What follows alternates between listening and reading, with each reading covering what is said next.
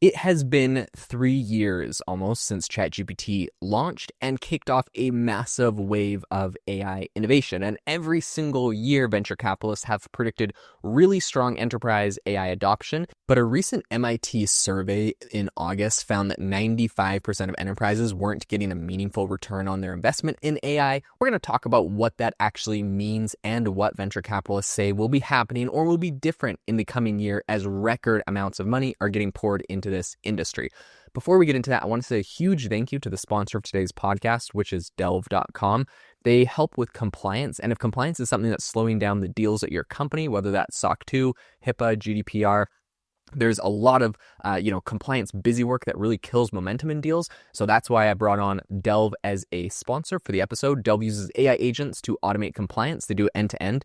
They collect evidence, they fill out security questionnaires, they customize controls to your actual business so you can get compliant in days and not months. You also get one-on-one Slack support from real security experts who respond fast. There's over 1,000 fast-growing companies who currently trust Delve to close deals faster, and it essentially helps them stay compliant as they scale. So if this sounds interesting to you, go book a demo at delve.com. I'll leave a link in the show notes where you can go check them out. It's been 3 years, like I mentioned, since OpenAI released ChatGPT. And with 95% of companies saying they're not seeing a huge return on investment from AI initiatives, now I personally think that could be companies doing it wrong, or they're underreporting, or maybe they don't know that every single one of their employees is currently using AI and seeing a lot of productivity gains. Regardless of all of that, I think the question that a lot of people are asking is, when will enterprise recognize the real value from AI adoption and integration? So there was a big survey done recently by TechCrunch. They surveyed 24 enterprise-focused venture capitalists, and an overwhelming consensus points to this next year, 2026, as the year when AI meaningfully breaks through. That means it's going to deliver measurable value. It's going to earn larger budgets and allocations.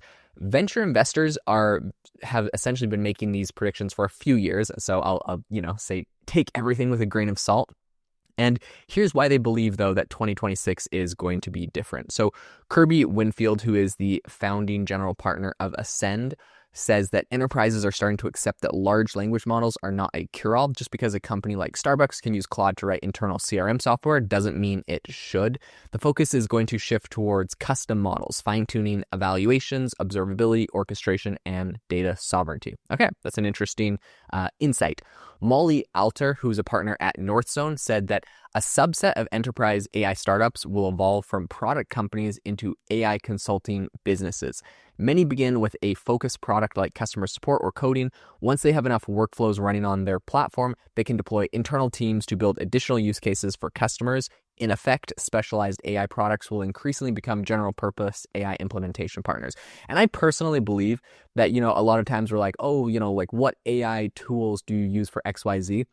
I'm a huge believer that it's not going to, in the near future, it's not really going to be what AI tools, but just like all the software you currently use is going to have AI built in. It already, like a large portion of it does, but I think we're going to see further integrations there. So it's not like, what specific AI tools, just what tools do you use? Do they have AI in them? If they're a good tool, if they have a lot of, customers, if they are successful, they're going to use more and more AI. Alexander von Tobel, who's the founder and managing partner at Inspired Capital, said 2026 will be the year AI begins to reshape the physical world, especially in infrastructure, manufacturing, and climate monitoring. We're moving from reactive systems to predictive ones where failures can be detected before they happen. Marcy Vu, who's a partner at Greycroft, said, "We are particularly excited about voice AI. Voice is a more natural, efficient, and expressive way for humans to interact with machines. After decades of typing and staring at screens, speech opens the door to rethinking interfaces, products, and experiences with voice as the primary mode of interactions." I 100% will agree with Marcy on this. Ever since, AI voice came out on ChatGPT and a lot of other tools, it's one of my favorite ways to interact with AI models, especially if I'm driving or doing something where I need to be hands-free. The voice mode is incredible. And sometimes it's a lot more natural for me to learn about a topic by talking to it than having to sit there and type my messages back and forth. Now, of course, like if I'm in an environment where I need to be quiet for some reason, or I don't want people to hear the whole conversation, I'll do that. But oftentimes if I'm in my office, if I'm driving, having a conversation is much faster and more natural. And I think I therefore get better responses. Lone Jeff, who is the managing director at Insight Partners, said, "We are closely watching how frontier model labs approach the application layer. Many assumed labs would focus only on training models and leave application to others. Instead, we may see them ship turnkey applications directly into production across finance, law, healthcare, and education." This is very interesting. We're seeing OpenAI, right? They come out with Sora, and it's like an entire, beyond just the video model, they came out with an entire social media platform. So we're seeing some of these bigger companies, you could look at Anthropic's Claude, where they created Claude Code, which is, a direct competitor to GitHub and a lot of other players. So we're seeing like these actual applications being built by the AI providers, which is interesting because I think it's very easy for them to see who their biggest consumers are, right? They, Claude could see that the biggest use case was developers using their code. There's a whole bunch of different software tools that were using Claude to help with their coding tools, and so they just built their own. So I do think this is an interesting direction. Tom Hendrickson, who's a general partner at OpenOcean, said, "If I had to describe quantum computing in one word for 2026, it would be momentum. Confidence in quantum advantage is growing as companies publish clearer roadmaps. That said, meaningful software breakthroughs still depend on further hardware advances."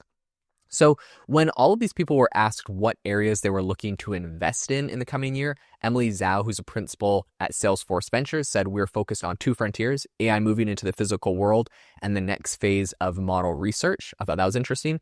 Michael Stewart, who's a managing partner at M12, said, "Further data center technologies are a major focus. Over the past year, we've invested in what we think of as token factory infrastructure. This includes cooling, compute, memory, and networking innovations that improve efficiency and sustainability." John Lair, who is the co-founder and general partner at Workbench, said, "We're investing in vertical enterprise software where proprietary workflows and data create defensibility, especially in regulated industries, supply chain, and complex operational environments." Really looking at these very defensible, regulated industries, things that are not easily disrupted. Aaron Jacobson, who's a partner over at NEA, said, "We are reaching the limits of how much energy current GPU infrastructure can consume. We're interested in both software and hardware that dramatically improve performance per watt, including better GPU management, efficient chip, optical networking, and thermal innovations." This is incredibly interesting.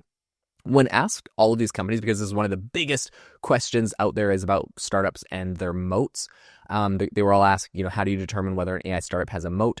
Rob Biederman, who's a managing partner at Asymmetric Capital Partners, said, "In AI, defensibility comes less from the model and more from economics and integrations. We look for companies embedded in enterprise workflows with access to proprietary or continuously improving data and strong switching costs."